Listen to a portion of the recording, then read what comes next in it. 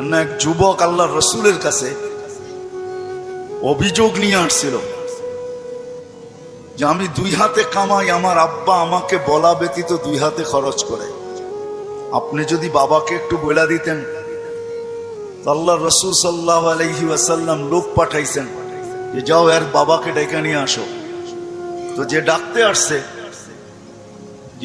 আসছে তো বলছে আল্লাহ রসুল তোমাকে ডাকে। বলছে এই অবেলা? বলছে তা তো বলতে পারবো না। বলছে আল্লাহ রসুলের কাছে কে আছে?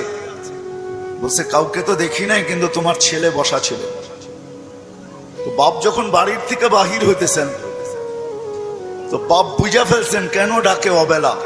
ছেলে যখন বসা তো মনে মনে কবিতা আবৃত্তি করতেছিলেন, মনে মনে। না জিহ্বা হেলতে ছিল না ঠোঁট নড়তে ছিল। তো জিবরিল আলাইহিস সালাম এসে বইলা দিয়া গেছে যে আসতেছে, কিন্তু মনে মনে কবিতা পড়তে পড়তে। আল্লাহ বলছে সালাম দিবে, জবাব দিয়া কবিতা গুলা শুনা নিবে। তো বাবা যখন সালাম দিয়া ঢুকছেন তো আল্লাহ রসুল বলছে কবিতা শোনাও।